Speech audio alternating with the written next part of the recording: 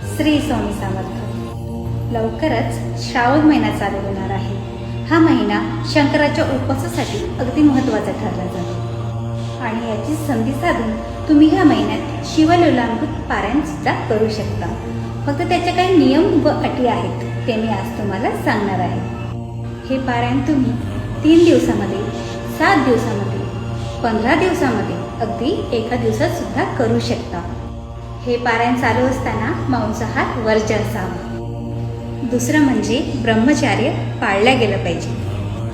तिसरी व शेवटची अट, या पारायणादरम्यान परान्न घेऊ नये. म्हणजेच दुसऱ्याच्या घरचं जेवू नये, दुसऱ्याच्या हातचं जेवू नये, अगदी हॉटेलचं सुद्धा चालणार नाही.